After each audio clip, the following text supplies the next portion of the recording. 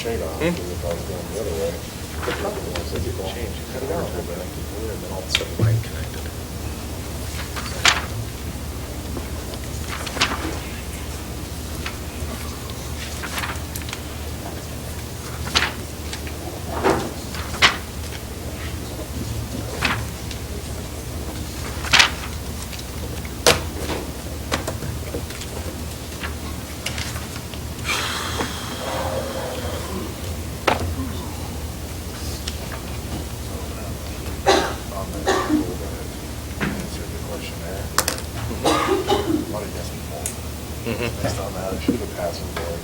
Yes, all those digits.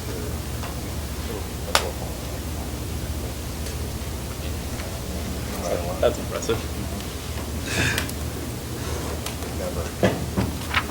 There were a couple of them kind of like that, but. All right. We're ready to roll.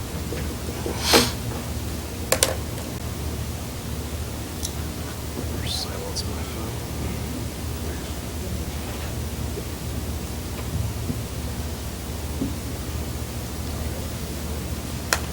Oh, I haven't heard anything from them. Everybody ready? Go ahead and call the Board of Education meeting for Monday, July 18th to order. First item on the agenda is the approval of the agenda. Entertain a motion. I move to approve the agenda. I second it. Been moved by Board Member Waddell and seconded by Board Member Fox. Any further discussion? Okay, seeing none, I'll call for the vote. All those in favor, please say aye. Aye. Those opposed? Motion passes 6-0. Next item on the agenda is audience participation. First and only opportunity, and you scared everybody away, Gary. Maybe it was Marty. Maybe it was Marty, yeah. Okay, seeing none, we will move on to the next item, which is report of committees. John, do we have anything? At this point, there is no report of any committees. Sounds good. Next item, communication from other organizations, assuming we probably don't have anything there either. Okay. Next item on the agenda is the report of the superintendent. John? This morning, had the pleasure of having an advocacy meeting, and we had several board members also present to end up listening to the information presentation by KSB, and the information was very informative. It ends up being something that I think is great to end up having across the state, and I know they do that across the state, trying to end up having as many people hear bits of information. So it was nice to be participate in that. We ended up having not a full room, but there was good representation from around the area too. A number of school districts came in with some board members as well as administration for that. I do want to end up making sure that the board is aware and the public is aware of having a booth at the fair, really, for the school district. It's available Tuesday through Friday, really, for introductions. I'll be available through most of that time just to introduce myself and talk to the public as far as any questions that they would end up having, or if it's just a matter of meeting me.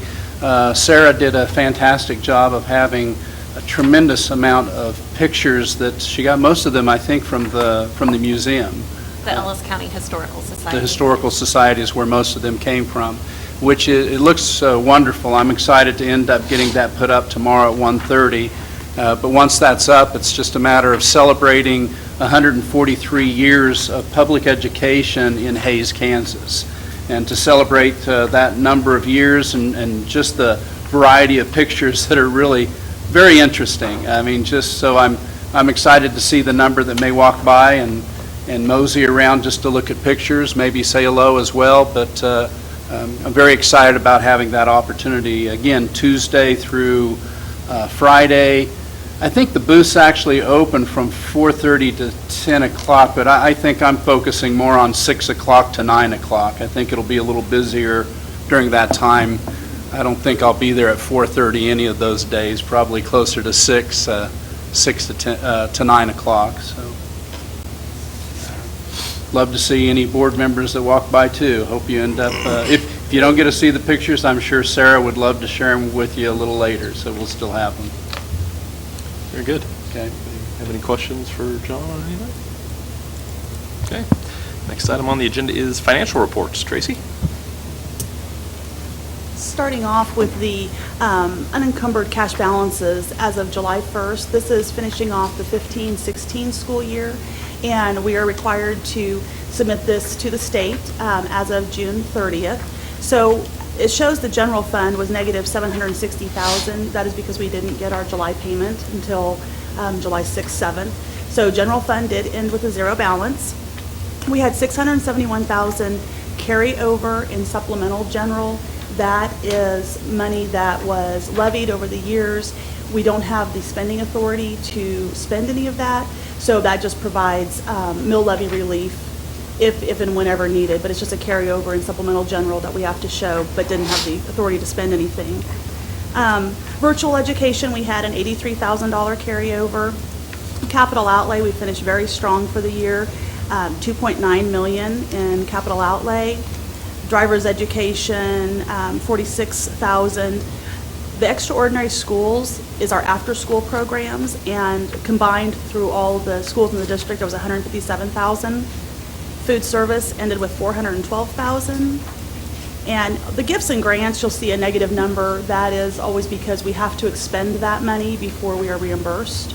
So we will be getting that $189,000 reimbursed through gifts and grants. Our contingency reserve stayed the same at $331,000. The textbook material fund had a balance of $147,000, and the special ed co-op ended in $1.4 million for last year. So we finished strong. You know, we had some reduced expenses through the year. With our heat costs were lower, fuel costs stayed down. You know, we're going to anticipate those potentially rising again this year. We never know, but we really finished well. Are there any questions on how we ended the 15-16 school year before I start the next one? That's awesome. The next page, we looked at this kind of last year, just showing just some line items that we know are going to change. You know, we're anticipating a slight increase in utilities. We were expecting an increase in health insurance. We did get those numbers today, that the employee side will be going up July 1st, 9%, and then the employer side would go up in actually fiscal year 18 by 7%. So that number is a little bit higher than what we learned today. We always anticipate, you know, just a general increase in the cost of goods and services. Interrupt me, please, if you have any questions through this. We'd anticipated the $14,000 increase in internet costs. There's an increase in retiree health insurance, new staff premiums, and then we did add a teaching position at the middle school, so all those numbers are reflected.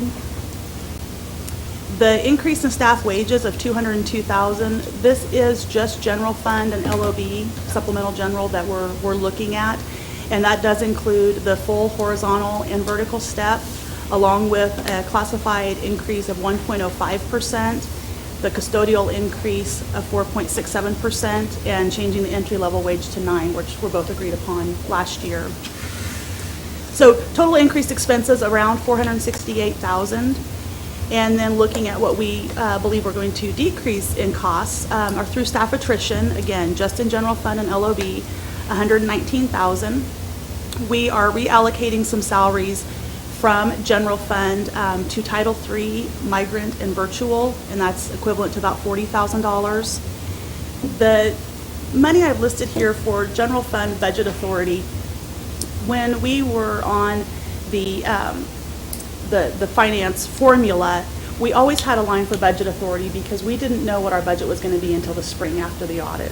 So we always had a line that just gave us a little bit more authority if our enrollment was up, also kind of saved some money in case it was lower. So we've always had that in there. We're keeping it through the block grant just as a placeholder in case extra expenses come up. So just something that we always do to protect ourselves a little bit. We are expecting a decrease in the sick leave payout this year because of the changes that were made in the negotiations last year of about $67,000. We have reduced our expenses by about $150,000 considerably last year and this upcoming year, just all over in general fund and Also marked down $35,000 for a reduction in electricity costs, and we have $28,000 reduction in work comp premiums. So we're anticipating a positive balance at the end of the year of $76,000. We always hope it'll be more than that, but on the conservative side, that's why we always want to look at it. Are there questions on general fund and LOB? Okay. Move to capital outlay. Again, when we see the budget, the official budget next month, we always allocate all of capital outlay to be spent, just in case. So we've got the budget authority to do so. So we will show everything that is being brought into capital outlay being expended in the official budget that goes to the state. So this is why we created this spreadsheet, so you guys can see what we really anticipate spending. So just some changes from fiscal year 16 to 17, and we did add fiscal year 21 for kind of that 5-year plan. But in comparison to last year to fiscal year 17, we're anticipating our revenue to be down about $80,000. Oh, I should start off by saying there shows the 2.9 million starting balance, and then what we're going to receive in revenue. For expenses, the section under leases is up the $300,000 for the middle school HVAC system, which our first payments will be coming due in fiscal year 17. We have a slight decrease of about $28,000 in the maintenance, salaries, benefits, and overtime due to attrition from a couple people retiring. Technology is down $60,000, and that was due to our IT equipment and upgrades. We're budgeting $157,000 this year, when we had $249,000 last year, just because of all the equipment, the projectors, whiteboards, things like that have already been purchased. The building and grounds, we increased $280,000, excuse me, this year, just anticipating the breakdown of equipment. Our maintenance staff has done a terrific job maintaining what we have, but we know in the very near future that those systems are going to be well beyond their life, and we're having problems finding parts and things like that. So Rusty and I talked, and we went ahead and put $280,000 additional dollars in that, anticipating if we do have a major failure. Our transportation costs are down $80,000. We're going to be, I think Russ was purchasing 1 less vehicle, or 2 less vehicles or something like that, but he'd originally anticipated $304,000 for this year. So that was down from the $380,000 we spent last year. So overall, our budget is, the capital outlay budget is $480,000 higher, and we anticipate with that projected balance of about $2 million that we'll be carrying over for next year. What questions and comments do you have, and anything else I can share before we present the formal budget next year, or next month, excuse me? I think so. Okay. A lot of information, so. I think it's good to see, you see the Hayes Middle School payment for the HVAC system, but then we are still preparing ahead because we know those systems are all aging. Mm-hmm. And I know one of the things that's always been discussed is planning ahead and a 5-year plan, and sometimes we're ridiculed because we don't, we're not doing that. And I think it's great that this clearly shows that we're doing the best we can with what we have. So, great job for that. Thank you, Dad. Any other questions or comments for Tracy? Thanks, Tracy. Okay. Next item on the agenda is the consent agenda, to include the board meeting minutes for July 5th, 2016, the approval of bills in the amount of $377,713.78, personnel transactions, and I'd like to call out on that one, we do have one retirement. Joanne Reynolds, a second grade teacher at Wilson, will be retiring. Let's see here, financial reports, to include the clerk's report, investment report, and petty cash report. That is it. I would entertain a motion. I make a motion to approve the consent agenda as presented. Okay, been moved by Board Member Rankin. Second. Seconded by Board Member Lang. Any further discussion? Seeing none, I'll call for the vote. All those in favor, please say aye. Aye. Opposed?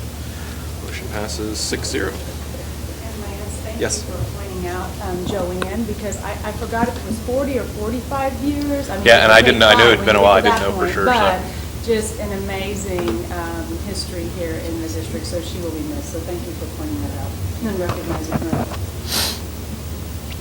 Next item on the agenda is the board president appointments, and I believe Sarah has the list of those, I think, or the ones at least we have on there. I don't know, do we need to go through them all, or, I guess, yep, they're there. They're projected. I just was missing a couple of them. I think that you were waiting to hear. Yeah, back. and I still have yet to on the others, but I'm assuming the ones that were on there will continue on from last year in those other positions, so I haven't heard anything else. The other one on there, the Ellis County Coalition for Economic Development, I've already talked with Aaron White, and John will be taking Dean's position on that one as well, so.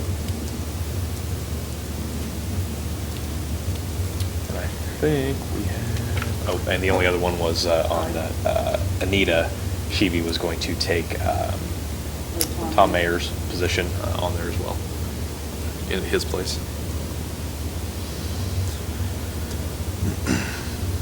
If anybody has any questions or comments on the appointments, pretty well most of them staying the same, so. Next item on the agenda is the pre-enrollment class projections. Shanna, I think you have some information on that? Yes, these are very preliminary. As you know, we will have enrollment August 3rd is when we will begin that. You can start online August 1st, but I do want to just show that we are keeping track. We've had quite a few calls. It's hard to know, though, if our numbers will stay even or if we'll go up or down, because we get calls for families coming in, but we don't always get the calls right away about those that are leaving. So a priority after August 3rd is those families that we haven't heard or seen. We will need to definitely call and just see if we can get them on our radar. But again, at the elementary level, we will be doing some color coding. First grade is tight, like we knew it would be. It was tight as kindergarten last year. And so middle school looks like they'll be at 675 total, K's high, 794. But the middle and the school and the high school, we have to give or take about 10 to a dozen kids because we have TNP enrollment. Since we offer services for the private school as well, we have to have them in our system. So those numbers could be off about 10 to 12, but the elementary are a little more solid. So we are monitoring it, just to kind of let you know where we're at. Pointing out, you know, at the high school, our 11th grade will be the smallest.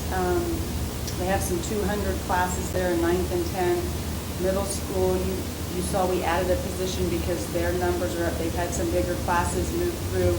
And once we get past the 5th grade at 212, we go from like 238 to 260, 250. So as we talk about facility needs and the bond issue, it's down the road. Probably more short term than we think. So it's important to keep an eye on those numbers district-wide as well. So just to kind of share that, and we'll continue to have updates as we get obviously through enrollment and closer to the actual beginning of school. And all the enrollment information for anyone listening is online. Sarah, you have that posted on our 489 website, so it has everything you need. If anyone has questions, just let us know. So Shanna, how many sections do we have now, and how many were we anticipating that we wanted to build for with the bond?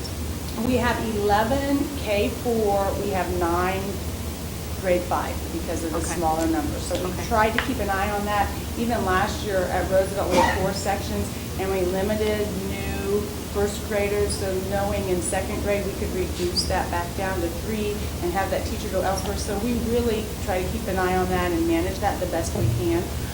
We had anticipated, I think, up to 13 with the bond issue that was presented most recently.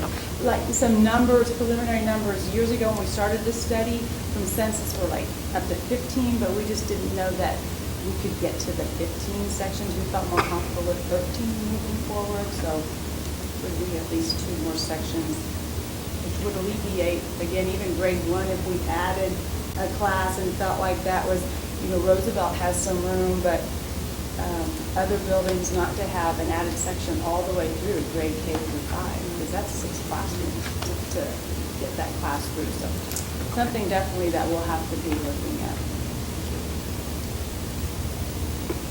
Okay, any questions or comments from Shannon?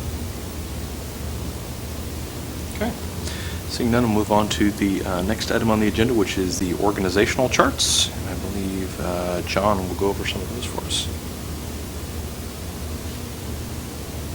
If I may, Shannon, can I have your seat? You may.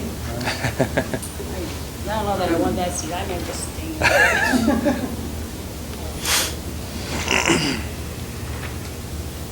Might be easier for individuals to end up seeing what I'm speaking of. We ended up having an organizational chart that really needed to be updated.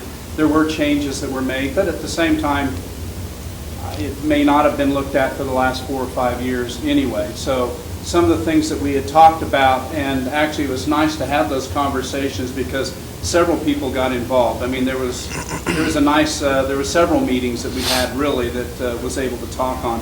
One item in particular is a change, a simple one, but we end up having 2 lines.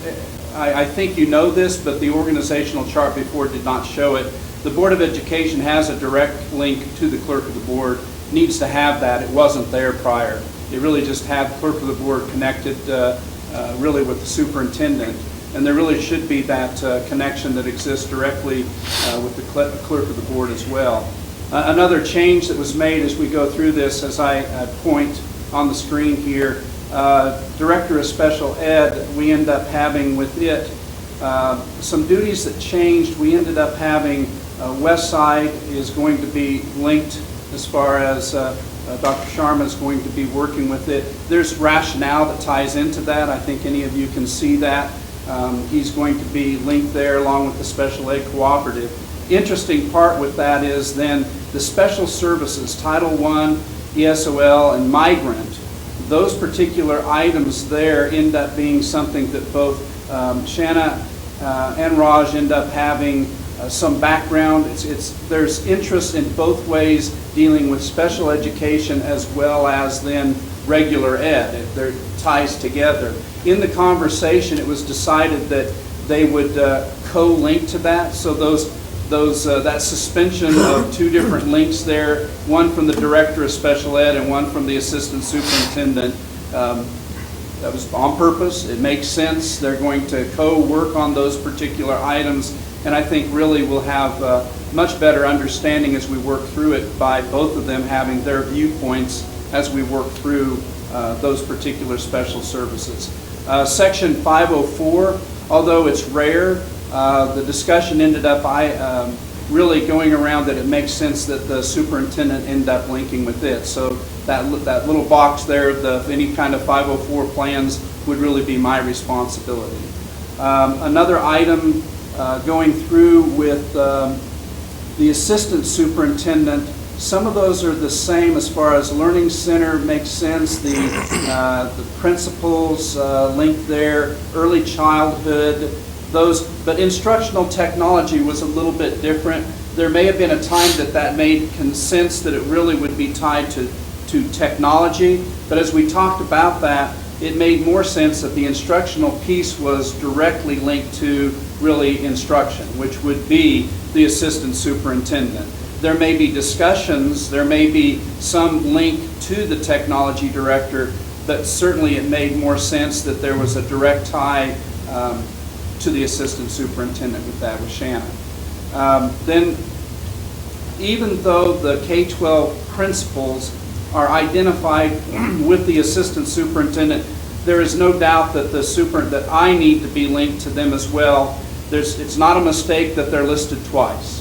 They're listed twice for that purpose, that of course there's involvement with the assistant superintendent, but also with myself in the process. So that's why that's listed as a link as well. We come over, and one other change for the Director of Finance question, and it's interesting, maybe there's more history, but someone wasn't able to tell me the history. We had Jessica, who's the Director of Nutrition, was really linked to that, to the Director of Finance.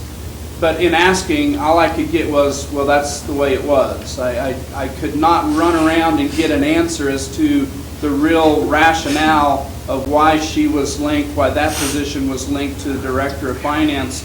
I really felt it made more sense. If you see that change was put down below here to again be linked to myself, being linked to the Nutrition Services Director, the Technology Director, the Transportation Director, and then the Buildings Grounds Director. Those end up tying into that particular point.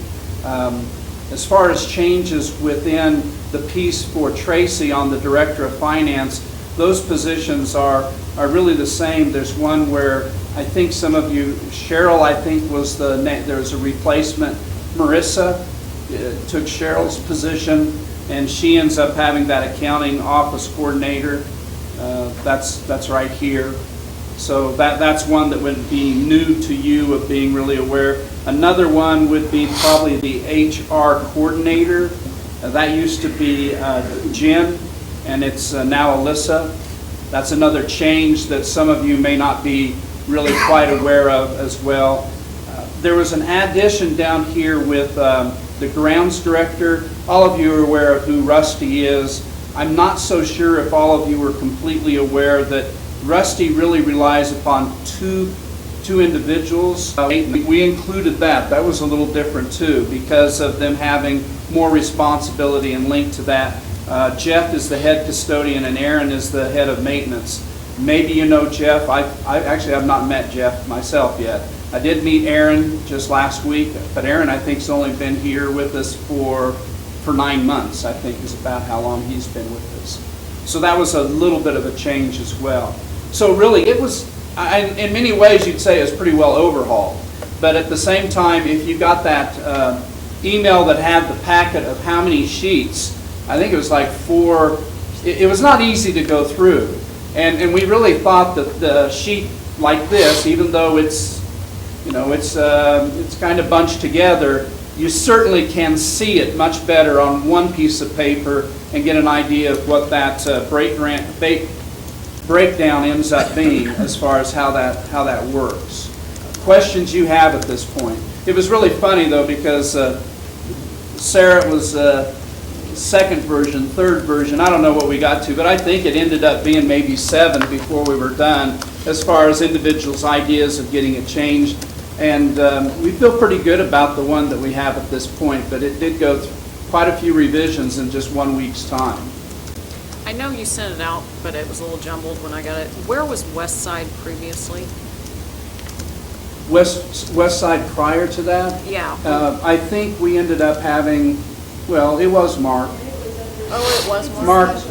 So that wasn't a change. Well, no, I'd say, actually, didn't I understand that the Learning Center, we ended up having, Anita was more involved with that in the, at least this last year, maybe last couple years. I think it was listed as alternative services, and so Anita had overseen Westside and KBC in addition to her learning center. That just was the past 2 years. But when we replaced her with the coordinator, they have been special ed staff and funded through special ed, so it made sense. So. But yes, she's taking a good portion of the responsibilities recently with Westside. Other questions or? We really tried to work on this with the idea of logic. You know, what makes sense instead of just working from how it was done in the past. So I think this looks really pretty good at this point to work from. Okay. Very good. Very good. And I think we need to, a motion to approve the new organizational charts, I believe, according to the... We listed, I don't think it has to be, but we listed it. We listed that way, Lance, because we felt that it was probably important enough that we would like for the board, in the future it showed that there was consensus, that there was a board vote of saying we agree with this, that the organizational chart makes sense, and Sure. that's the reasoning behind that. Okay. I move that we approve the organizational chart as presented. Been moved by Board Member Waddell, Second. seconded by Board Member O'Borney. Any further discussion? Seeing none, I'll call for the vote. All those in favor, please say aye. Aye. Opposed? Motion passes 6-0. Okay, next item on the agenda is the bond issue questionnaire discussion. And this is basically just a questionnaire that was put together by the committee, which is actually up on the board there, and went to our staff or teachers to kind of get an idea on some things. I believe, Sarah, what do we have, approximately a 20% Correct, return? we had 124 out of 606 possible So, respondents participate. Approximately a 20% return on that. Got some good information, I think, that we will utilize to put together another survey as far as possibly during enrollment, as well as utilizing some of the information to go out and do one for the public as well. I don't know, Sarah or Mandy, you guys are on there. I don't know if you have anything you want to add to that, or? It'll be a more consolidated survey based on those, what we send out from this to, make it pretty succinct for enrollment. Sometimes people aren't spending, a lot of time at enrollment. We get some good feedback on the primary issues. Okay. John, you have anything to add? I just want to say that what I've heard so far, I'm very excited that the committee wants to gather as much information as possible. They want to hear from staff, from parents, from the community. What I like hearing is that they really want to know what the public really wants before they actually continue to work on this. That's what they're doing at this particular time. So it sounds, if anybody thinks nothing's being done, that's not it. It's really just this process that's going to be a little slow in gathering information at this point. Very good. Any other questions on that? Okay, so then we'll move on to the next item, which is the rescheduling of the August meetings. And basically, we'll vote to approve delaying the August dates in August to August 8th and August 22nd, respectively, to provide ample time for the preparation of the 2016-17 budget.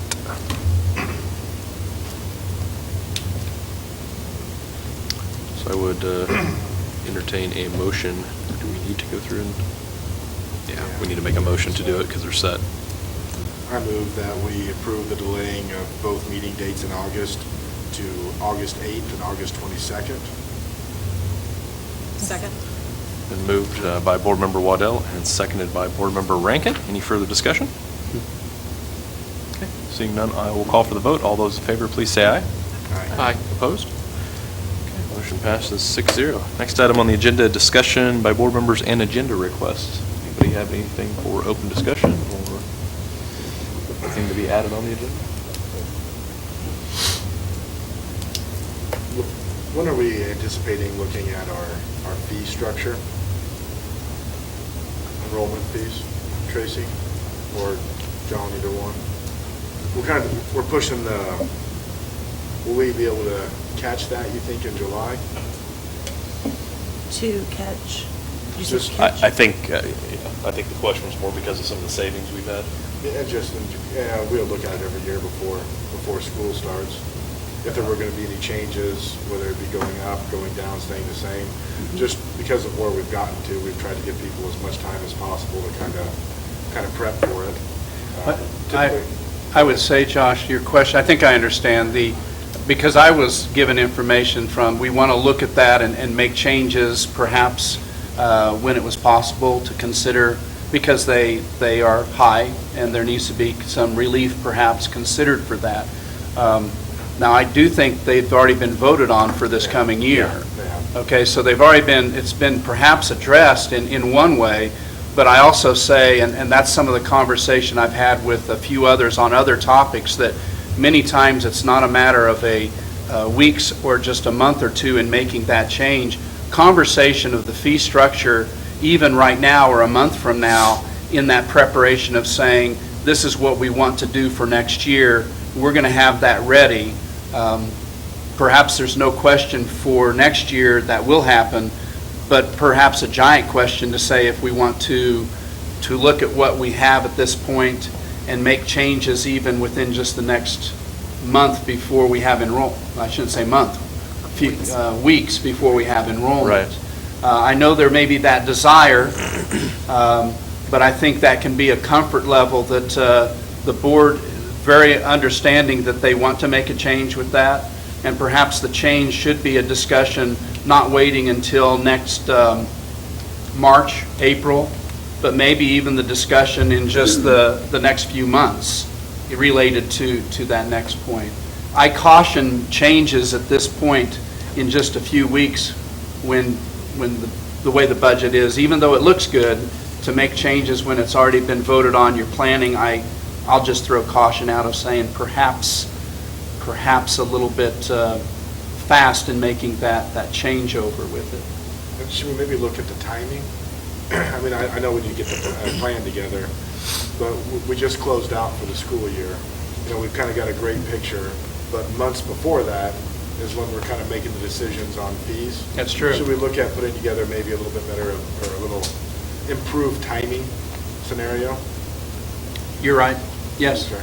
And I hope that next year we're going to have information so much sooner than this. I mean, when we don't even know what our budget is until literally the last week in June, that really puts a crunch on everything. It's difficult to make changes at that point in time. But we are hearing very positive news from Topeka that we believe next year will be better for school finance all the way around the state. And so knowing those kinds of things as we start hearing things once the legislative session starts, we hope to be able to plan for those kind of things. And we know that's one of your goals is to get those fees reduced. And so, you know, we can start planning accordingly for that. And I think, Great. Josh, if it's a goal that the board has, there's no reason to wait until the end of this next year to do that. It may be something you want to end up planning on even in September, October, and say, this is planned. We are definitely, you vote on it then, you're going to do That's, it. I muddled my question a little bit. Right. I know we've already approved them for the coming school year, but that's exactly it. I would like to look at that Okay. earlier. You know, let's get through our budget for this year. Let's get it, you know, shored up, see where we're at, and then maybe start that process a little earlier so that, Good. hey, we're making it important. We're treating it as kind of a high priority. Right. Does that make more sense? Very much. I did kind of kick it around a little bit. No, but I'm glad you brought it up, That's what I meant. because it's not just your concern, it's certainly, that's a concern in the public as well. So, Thank you. Very good. Any other discussion on agenda request? I've got a question going back to our capital outlay carryover. So we're carrying approximately $2 million year to year, which is great because we've got room for anything that springs up, unanticipated, et cetera, because some of the things, as we know, can be pretty pricey. How do we address, so we've got a potential bond issue again. I mean, we're still looking at it, still gathering information. It's not something that we're going to walk away from forever, but we've also got that carryover. When do you start, do we need to start adding additional plans on our capital outlay side to start whittling away some of our needs and not relying on a bond that will be passed at some point in time? I'm not saying we have to answer that now.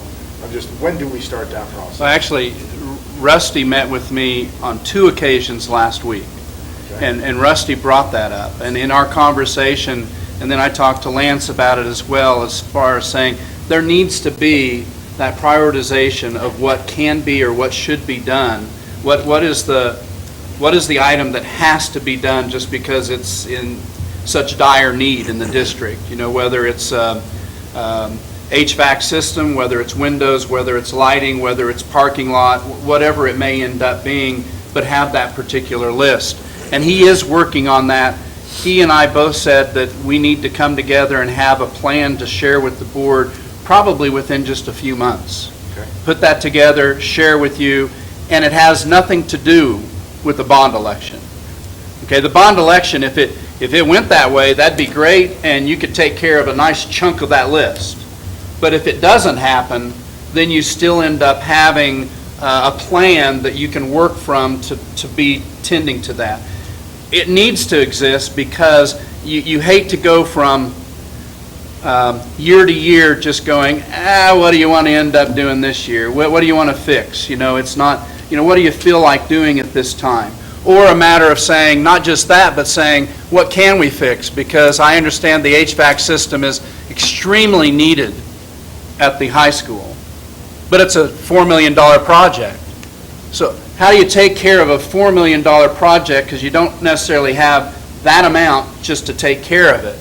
And do you end up continuing to put it off because it's such a large amount, but we can take care of this $500,000 one or this $250,000 one, so let's do it, and we'll wait for another year or two when we maybe come into some money for it.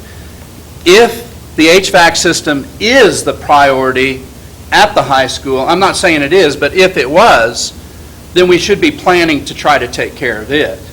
And that's how it should be done. So, and I know that capital outlay, it's nice to hear $2 million, but I know that you're aware of it, and I think the public, when they think of how much their own heating and air system at home is versus what a heating and air system is in a school, it's much bigger, it's more complicated, it's much, much, much more expensive.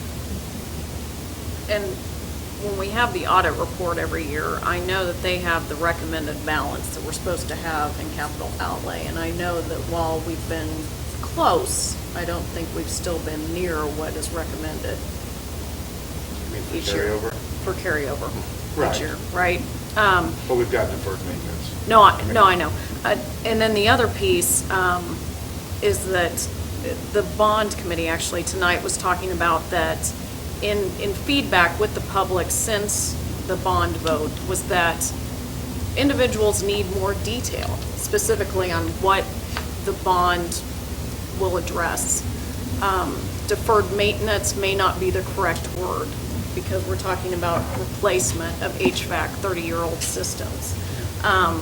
So it's not that something was let go, but a replacement of actual systems. So I think that exercise that we went through with Rusty now probably a year and a half ago, if it was that long, where he got to some of that detail, it was bleak and it was daunting to see the amount of work that was needed and how I think the answer was that it would be, by the time you replaced this, then you'd be starting over on this and a little bit behind on everything if you only had capital outlay. And I assume that will be the same answer we get this time. However, you're right, is that we need to continue to move along and see what, much like we had to go ahead and replace the middle school HVAC, now what would be the next piece of that? I find it interesting. I'm new to the community, new to the facilities, trying to end up understanding where the needs are. I found it a little bit, I should say, humorous when he's telling me that the leaks that exist at the high school, because I noticed a number of them, and he explained, our roof's not really the problem. Most of those leaks are from the HVAC system with condensation with the air conditioning system. And it's really interesting when you hear that, and of course he's explaining a 35-year-old, I mean it's original, it's a 35-year-old system, and it's just used up at this point, and that's where the leaks from the ceiling is from more the air conditioning than it actually is from the ceiling. So anybody that walks through that building, I mean, I had the same view of thinking, oh, we have a roof problem at the high school. It's interesting. You really need to gather information, as far as what you first see. And I think the takeaway more than anything from a lot of this is just the fact of showing, I mean, a lot of these plans we do have, I know, Rusty has plans in place for the roofing and the different things like that, but bringing more of that, making more of that available for everybody to see and showing that we're not just waiting for a bond to pass. We have a plan in place, whether it passes or not, that we're going to have to do regardless, and at least working towards those goals. So.